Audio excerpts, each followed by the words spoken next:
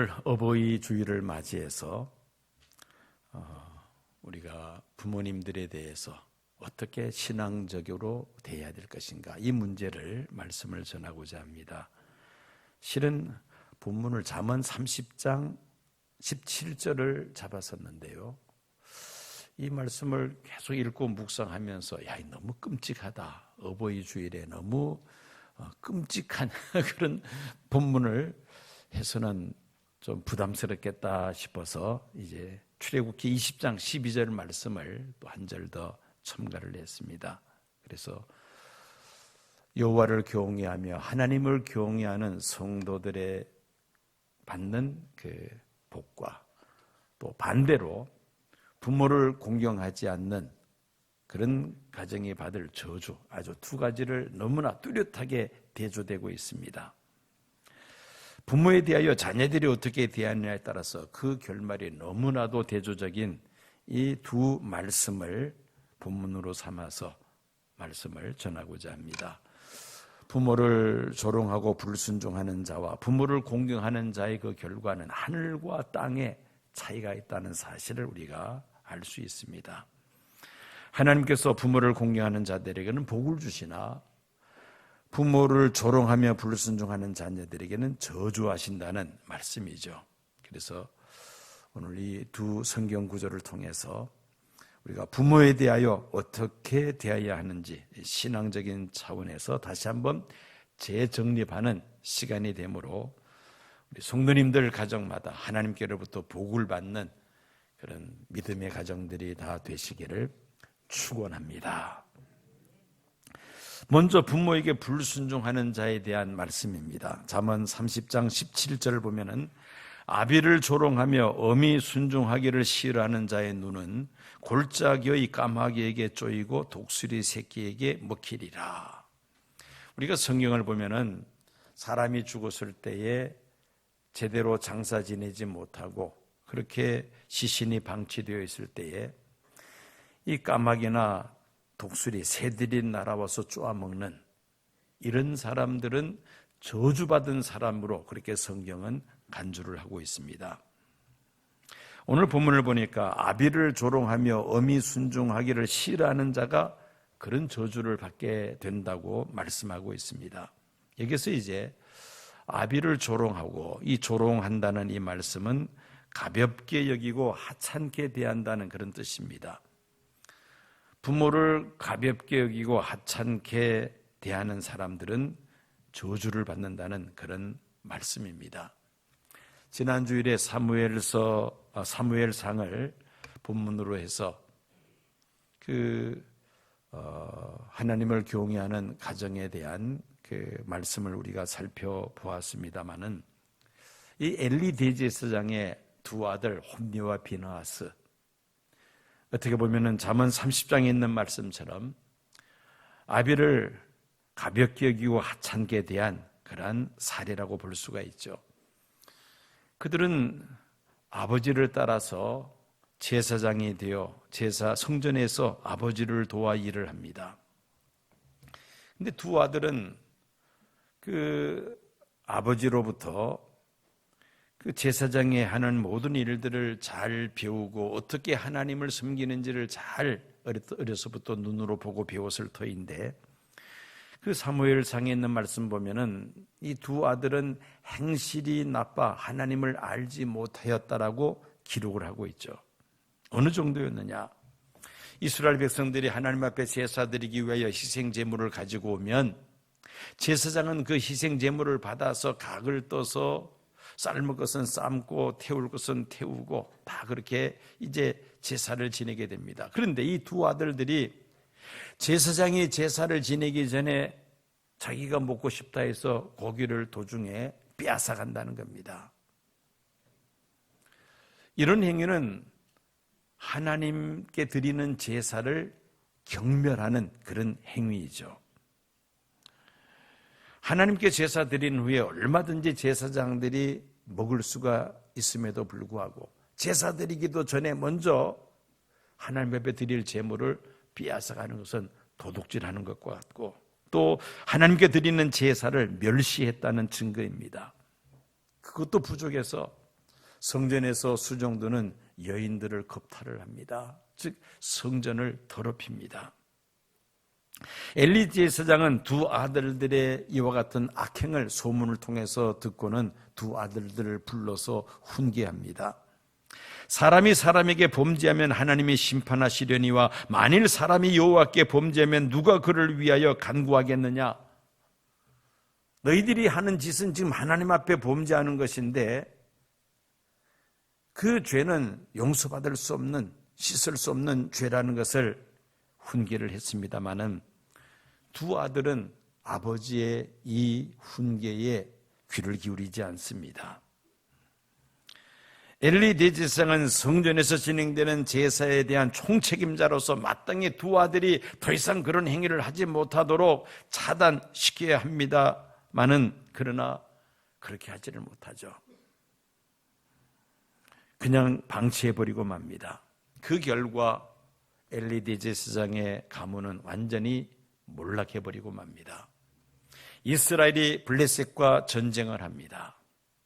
전쟁이 나면 제사장은 하나님의 언약궤를 메고 전장터에 나갑니다.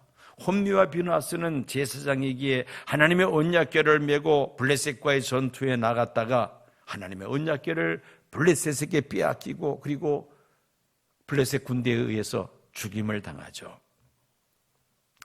그 소식을 엘리 대제사장이 듣습니다. 의자에 앉아있다가 하나님의 언약궤를 블레셋에게 빼앗겼고 두 아들도 죽었다는 이야기를 듣고는 그 의자에 앉은 상태에서 목이 부러져 그 자리에서 세상을 떠납니다. 만삭이 된 비누아스의 아내는 남편이 죽었다는 소식을 듣고 충격을 받아서 아기를 낳고는 그 자리에서 죽습니다. 아버지 말에 불순종한 홈리와 비누아스는 자신들만 저주받을 뿐 아니라 아버지와 처자식까지 죽는 그런 끔찍한 재앙을 당하게 된 것입니다. 이것이 바로 아비를 조롱하고 어머니의 말씀에 순종하지 않는 자의 그 결말이라고 말할 수가 있습니다. 반면에 출애굽기 20장 12절을 보면은 부모를 공경하는 자들이 받을 복에 대해서 말씀합니다. 내 부모를 공경하라. 그리하면 내 하나님 여호와가 내게 준 땅에서 내 생명이 길리라. 출애굽한 이스라엘 백성들이 시내 광야에 도착했을 때 하나님은 시내 산에서 모세를 부르시죠. 모세는 시내 산에 올라가서 40일을 금식 기도하며 하나님께로부터 이스라엘 백성들이 지켜야 할 규례와 법도들을 계시받고 또 성전 제사에 대한 자세한 규정을 계시를 받습니다. 이스라엘 백성들이 지켜야 할 그 율법의 핵심이 십계명입니다. 첫 번째에서 네 번째 계명은 하나님을 어떻게 섬겨야 될 것인가, 이것을 대신계명이라 그렇게 말을 합니다. 그리고 다섯 번째에서 10번째까지 계명은 이스라엘 백성들이 대인관계는 어떻게 해야 될 것인가 하는 그러한 계명들입니다. 내 부모를 공경하라, 이 다섯 번째 계명을 사도 바울은 에베소서 6장에서 약속이 있는 첫 계명이라고 그렇게 설명을 합니다. 사람과 사람과의 관계에 있어서 가장 먼저 지켜야 될 계명이 부모를 공경하는 것이죠. 그런 자들에게 하나님은 땅에서 잘되고 장수의 복을 주실 것을 약속하셨습니다. 어떻게 보면 이 다섯 번째 계명, 사람과 사람과의 관계에 있어서 약속이 있는 이 첫 계명을 잘 지키면 그 다음에 이어지는 여섯째, 일곱째, 여덟째, 아홉째, 10번째 계명은 자동적으로 잘 지키게 될 것입니다. 부모를 공경하는 자들이 나가서 뭐 도둑질을 하겠습니까? 부모를 공경하는 사람들이 나가서 거짓말을 한다든지 나쁜 짓을 하지는 않을 것입니다. 효도는 모든 도덕의 기초가 되고 기본이 된다는 것이죠. 그래서 약속에 있는 첫째 계명이 바로 내 부모를 공경하라는 계명인 것입니다. 그런데 부모를 공경하라는 이 말씀에 대해서 이런저런 이유로 이의를 제기하는 사람들도 있습니다. 우리가 부모를 공경하는 것은 부모에게 이런저런 자격을 따져서 공경하거나 말거나 선택하는 그런 문제가 아닙니다. 부모는 부모로서 그 역할을 했느냐 못했느냐에 따라서 공경을 받을 가치가 자격이 있느냐 없느냐를 따질 수 있는 그런 문제가 아니라는 것이죠. 성경이 우리에게 요구하는 부모에 대한 효도는 부모로부터 받은 것이 있기에 갚아줘야 한다는 그런 보상적인 차원에서의 효도를 말하는 것이 아닙니다.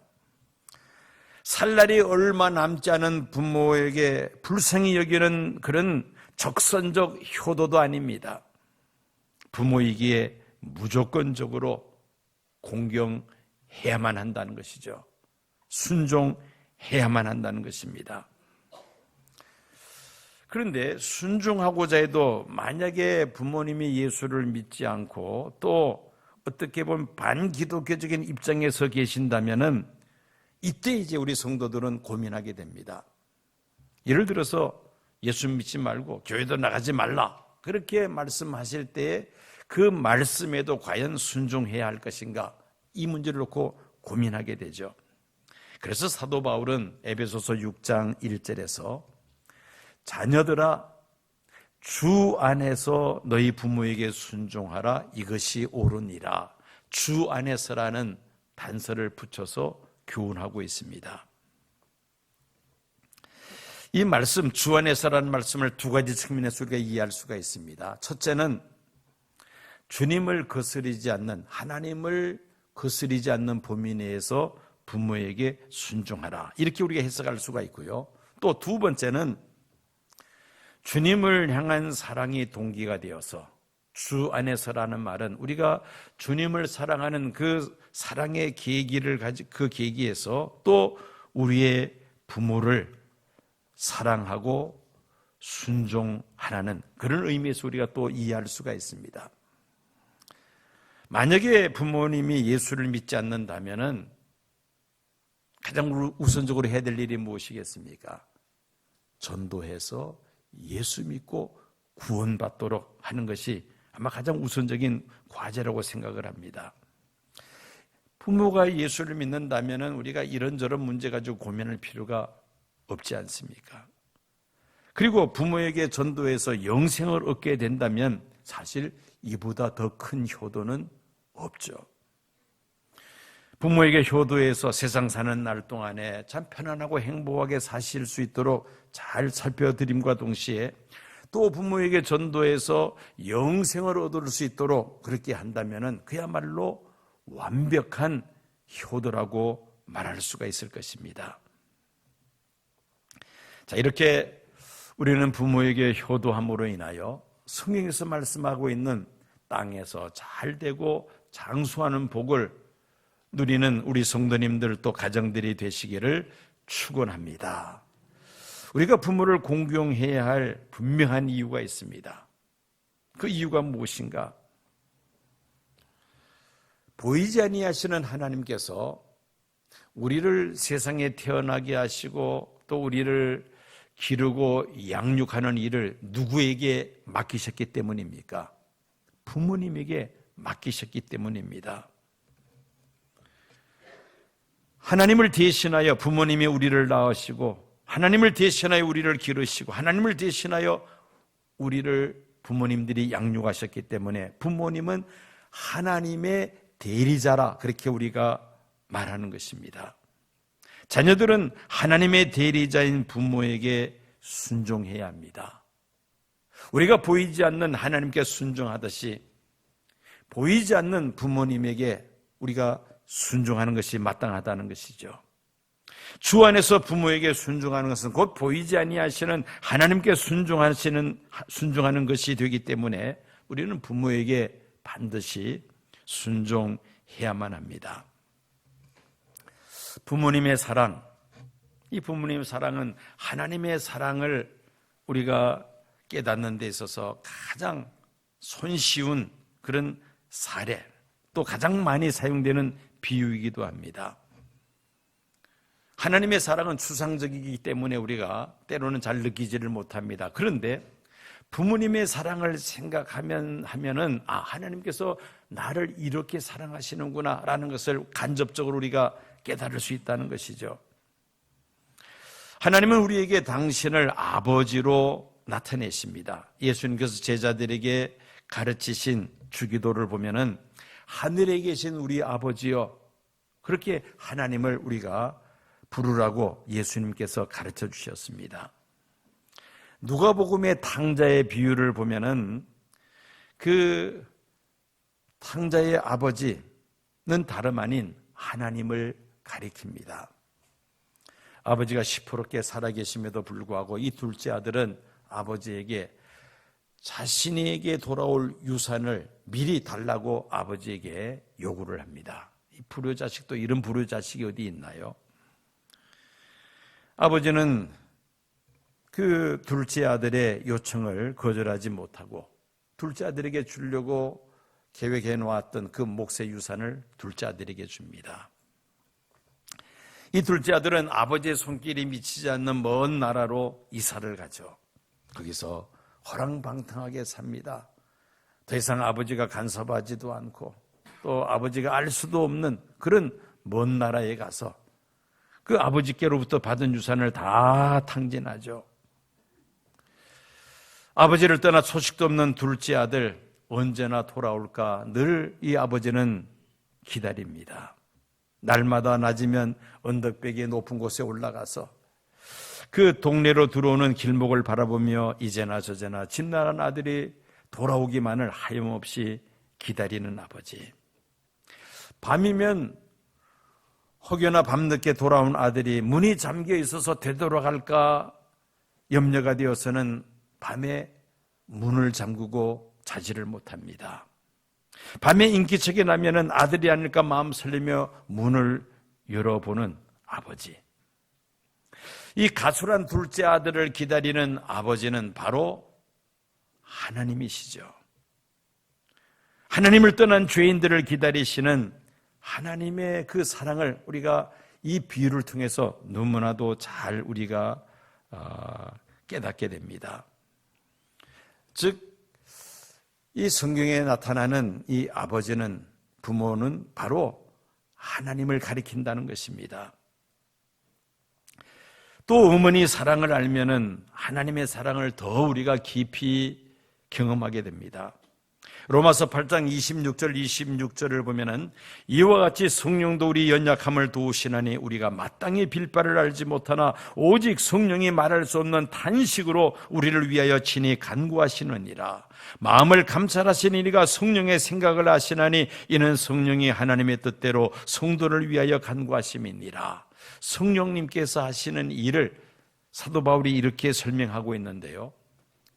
사실 이게 이렇게 피부로 이렇게 가깝게 느끼지를 못합니다. 그런데 이 성령이라는 단어를 어머니로 바꿔서 한번 우리가 읽어보면은 성령님께서 나를 위하여 이렇게 기도하고 계시는구나 하는 것을 우리가 더욱더 실감 있게 깨닫게 됩니다. 한번 제가 바꿔서 한번 읽어볼게요. 어머니도 우리의 연약함을 도우시나니 내가 마땅히 빌바를 알지 못하나 오직 어머니가 말할 수 없는 탄식으로 나를 위하여 친히 간구하시느니라. 마음을 감찰하시는 이가 어머니의 생각을 아시나니 이는 어머니가 하나님의 뜻대로 나를 위하여 간구하심이니라. 성령님을 어머니로 바꿔서 이렇게 한번 읽어보면은 성령님께서 내 안에서 나를 위하여 이렇게 기도하신다는 것을 우리가 실감합니다. 저는 어머님이 94세 일기로 소천을 몇 년 전에 3년 전에 하셨습니다마는 그 어머니면 제가 기억하는 어머니는 밤에 늘 기도하시는 어머니였습니다. 저희 집에 오셔서도 한 10시쯤 같이 응접실에서 TV 보고 서로 이야기하다가 10시가 넘으면은 방 안으로 들어가십니다. 그때부터 이제 기도를 시작하시면 밤 12시, 1시까지 계속 기도를 하십니다. 근데 그 기도의 내용은 바로 자녀들과 손주들, 증손주들까지 해서 저희 집이 다 하면 아마 대형 버스 한 대는 됩니다. 한 사람 한 사람에서 다 이름을 부르면서 기도를 하십니다. 또 자녀들이 다니는 교회를 위해서 또 목회자들을 위해서 그렇게 기도를 하시는데 1년 365일 몸져 눕지 않는 한은 기도를 빠뜨리시는 법이 없습니다. 그 어머니의 기도를 생각하면서 이 성령님을 어머니로 이렇게 바꾸니까 어머니가 이렇게 기도하셨지.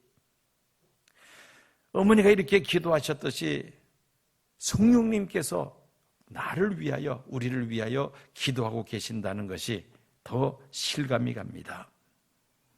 자식을 위한 어머니의 기도는 바로 저와 여러분들을 위한 하나님의 기도가 되는 줄로 믿습니다. 예수님은 지금도 하늘 보좌 우편에서 우리를 위하여 중보 기도하시는 분이죠. 자, 이렇게 부모님은 우리를 낳으시고 양육하는 면에 있어서 하나님의 대리자 역할을 하셨습니다. 그러므로 하나님의 대리자 역할을 하신 그 부모님을 우리는 마땅히 공경하고 순종해야 하는 것입니다. 눈에 보이는 부모에게 순종하지 않고 공경하지 않는데 보이지 않는 살아계신 하나님을 공경한다고 과연 말할 수가 있겠느냐? 아마 그렇게 말하기는 어려울 것 같습니다. 우리가 부모님을 공경하고 순종해야 될 이유는 바로 하나님께서 나를 낳게 하시고 또 나를 양육하시는 면에 있어서 하나님의 대리자 역할을 하셨기에 우리는 마땅히 부모를 공경하고 순종해야 된다는 말씀입니다. 이제 구체적으로 어떻게 부모님을 공경해야 될 것인가? 첫째는 부모님을 우리가 용납해야 합니다.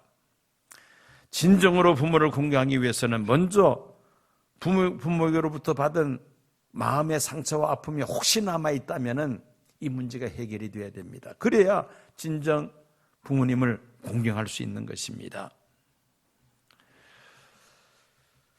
우리가 어른이 되어서 자식을 낳고 기르면서 우리는 우리가 생각했던 것보다 더 많은 사랑을 부모로부터 받았다는 사실을 경험하게 됩니다. 그래서 옛부터 우리말에 그런 말이 있지 않습니까? 결혼해서 자식을 낳아 길러봐야 어른이 된다는 그런 말을 합니다. 부모님의 마음을 그제서야 알 수 있다는 것이죠. 우리의 생각이 거기까지 미친다면 우리는 부모님을 용납할 수 있습니다. 혹시나 부모로부터 상처받은 것이 있다면 얼마든지 우리가 용납할 수 있다는 것입니다. 그리고 두 번째는 부모를 사랑해야 합니다. 안 좋은 것이 뭐냐면 자녀들이 부모를 뭔가 고치려고 교정하려고 하는 겁니다. 부모보다 조금 더 내가 배웠고 내가 좀 더 많이 안다 해서 부모님을 무시하고 부모님을 고치려고 합니다. 부모는 내가 가르치고 훈계하고 교정해야 하는 대상이 아닙니다. 부모는 우리가 사랑하고 공경해야 할 대상이라는 것입니다. 6.25 사변 직후에 있었던 실화입니다. 남편은 군인으로 징집이 되고 아내는 혼자서 이제 만삭이 되었습니다. 그런데 아기를 낳은 후에 먹을 양식과 또 아기에게 입힐 옷이 준비되어 있지 않습니다. 이 전쟁 난리통에 그런 걸 준비할 수 있는 여유가 전혀 없습니다.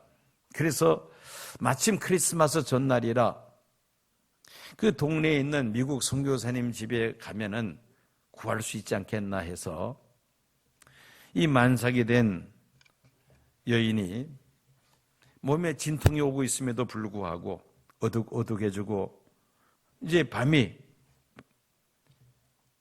날은 어둑해지고 있는데 그 선교사님 집으로 걸어갑니다. 길을 가면서 이제 다리 위를 지나가는데 더 이상 견딜 수 없도록 그렇게 진통이 아주 세게 옵니다. 금방이라도 아기를 낳을 것만 같아서 아무도 안 보는 그 다리 밑으로 내려가서 거기서 아기를 낳습니다. 이 산모는 추운 겨울날 아무것도 준비되어 있지 않습니다. 아기는 얼어 죽을 수밖에 없는 그런 상황 아닙니까? 그래서 자신의 옷을 벗어서 아기를 쌉니다. 속옷까지 다 벗어서 아기를 싸고 그리고 끌어안습니다. 벌거벗은 몸으로 그날 밤에 이 산모는 얼어 죽고 맙니다. 그 이튿날 아침에 선교사가 성탄절을 맞이해서 어려운 사람들에게 선물을 나눠주려고 차를 운전해서 그 다리 위를 지나가는데 그 다리 위를 지나는 순간에 그만 엔진이 중지해버리고 맙니다. 차에서 내려서 여기저기 살펴보니까 휘발유가 다 떨어졌다는 것을 발견합니다. 그런데 그때 다리 밑에서 아기 울음소리가 올라옵니다.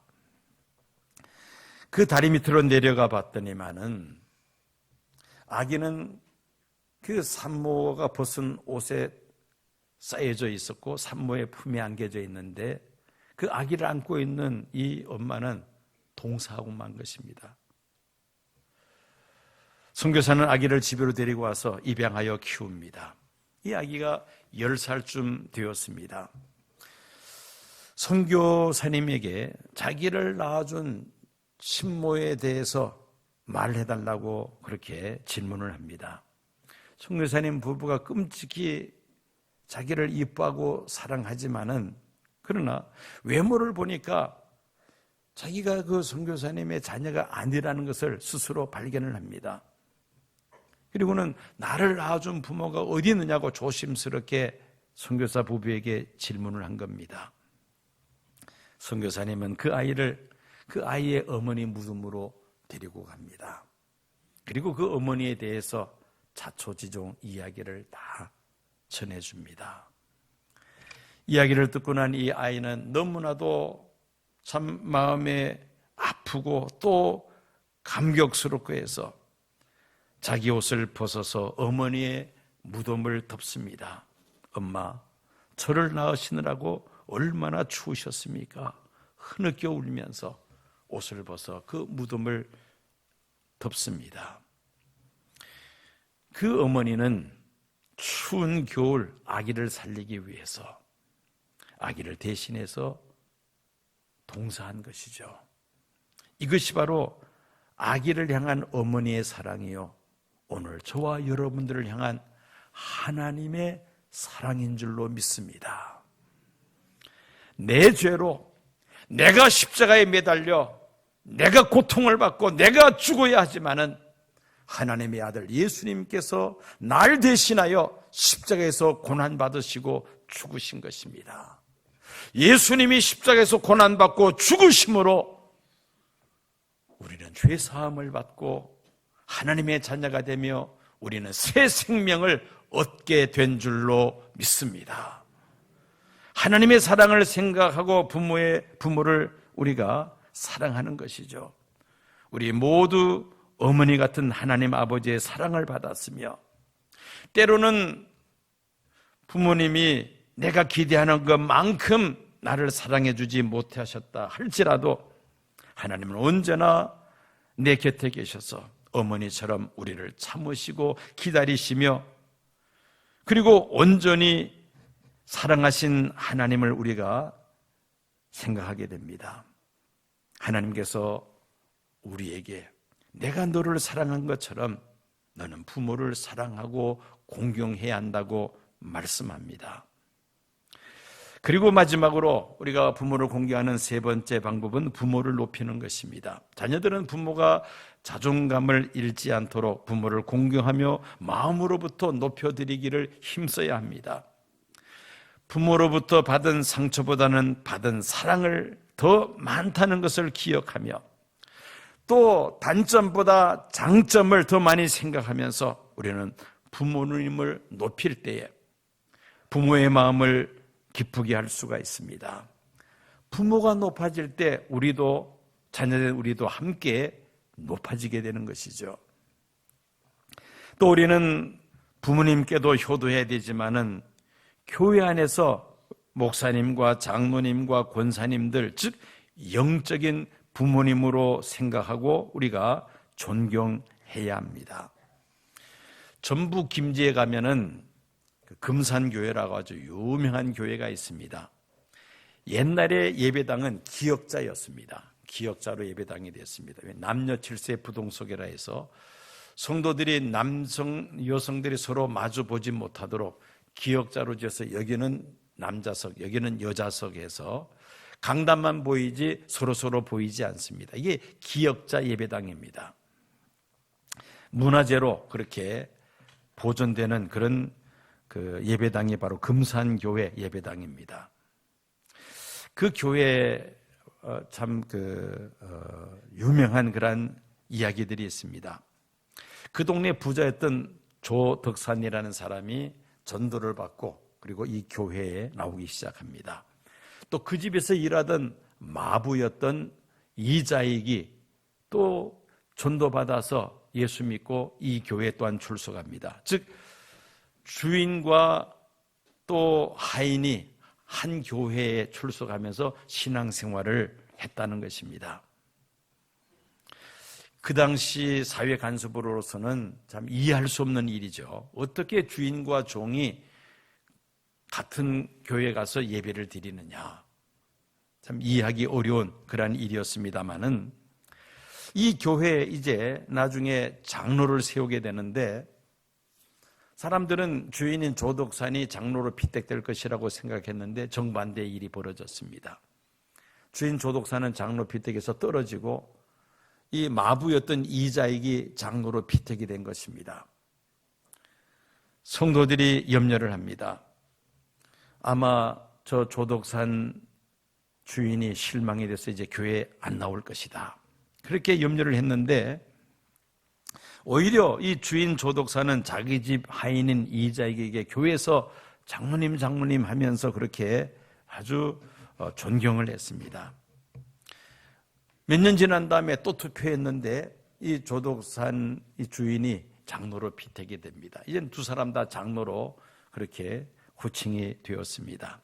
그런데 이 조덕산 장로가 자기 하인으로 일하고 있는 이자익 장로를 보니까 정말 장래가 촉망되는 그런 젊은 사람인지라 평양신학교에 가서 신학을 공부할 것을 권면하고 또 후원을 합니다. 이제 열심히 공부해서 졸업하게 되었습니다. 그러자 이 조덕산 장로는 자기가 있는 그 교회의 담임 목사로 이 이자익 목사를 청빙을 하죠. 그러면서 이 금산교회가 부흥을 합니다. 나중에 이 이자익 목사가 교단 총회장이 됩니다. 총회장이 되면 대외적으로 많은 일을 해야 되거든요. 그런데 이 조덕산 장로가 그 이자익 목사가 총회장으로 대외적으로 일할 수 있도록 적극적으로 후원을 하며 또 극진히 섬깁니다. 그래서 이 이자익 목사가 총회장을 2번이나 합니다. 한 번도 아니고 2번이나. 자, 이렇게 서로 존경하고 존중하고 서로 섬길 때에 이런 좋은 그러한 모범을 나타내 보일 수가 있었다는 것이죠. 우리는 부모님을 공경할 뿐만 아니라 또 교회에서는 목사님과 장로님과 권사님들, 연세 드신 분들을 존경하는 이런 아름다운 풍토를 우리가 만들어 나갈 때에 우리 교회가 참으로 건강하고 아름다운 교회가 될 줄로 믿습니다. 이 어버이날이 되면은 자녀들은 무슨 생각을 합니까? 무슨 선물을 해야 하나? 또 부모님은 자녀들이 어떤 선물을 할까 또 기대를 합니다. 요 며칠 전 신문을 보니까 어버이날 부모들이 자녀에게 바라는 선물 첫 번째 가장 많이 선호하는 것이 안마의자라고 이렇게 나와 있더라고요. 이상하다. 이런 걸 내가 본 적이 없는데 왜 이런 그 설문조사가 나왔을까 하고 쭉 기사를 끝까지 읽어봤더니만은 어디서 설문조사를 했느냐면은 안마회사에서 설문조사를 한 거예요. 아마 유도하지 않았는가 싶어요. 그래서 1위가 안마의자라고 나왔습니다. 그 안마의자가 얼마나 비쌉니까? 그죠?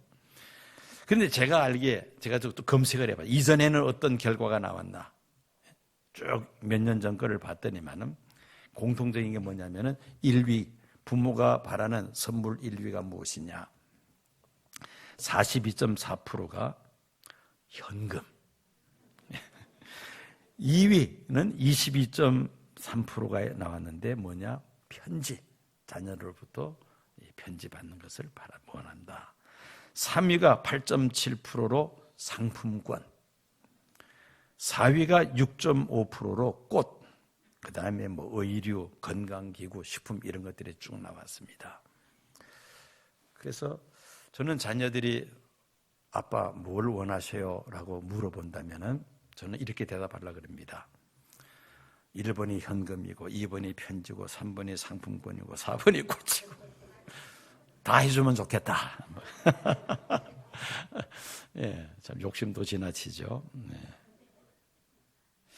자, 제가 뭐 농담 삼아 이 말을 한 것이고요. 왜 제가 이런 말을 끄집어내느냐면은 정말 우리가 안타까운 것은 뭐냐면은 부모님이 효도를 받으시도록 마냥 기다리시지를 못한다는 것입니다.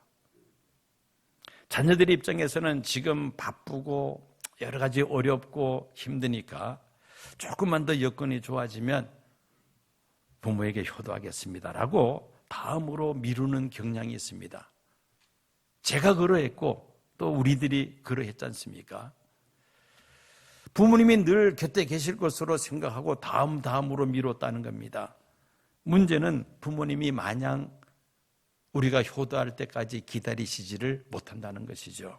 어느 날 갑자기 자녀의 곁을 떠나게 됩니다.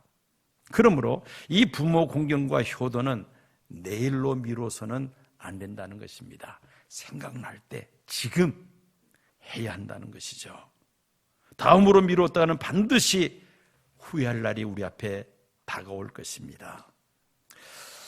오늘 어버이 주를 맞이해서 우리가 성경을 통해서 너무나도 대조적인 하나님께로부터 저주를 받는 자와 하나님께로부터 복을 받는 자로 너무나 뚜렷하게 갈라지는 그런 말씀을 우리가 살펴보았습니다. 오늘 예배에 참석하신 성도님들, 부모님이 살아계신다면 부모님에게 정말 잘 공경하고 순종함으로 하나님께로부터 복을 받는 성도님들과 가정들이 되시기를 축원합니다. 부모님이 세상 떠나시고 안 계시는 그런 가정들은 자녀 손들이 분명히 있을 것입니다. 나의 자녀 손들이 정말 부모에게 효도하고 공경하고 순종함으로 인하여 우리의 자녀 손들이 하나님께로부터 복을 받아 누리는 그런 믿음의 복된 가정들이 다 되시기를 축원합니다.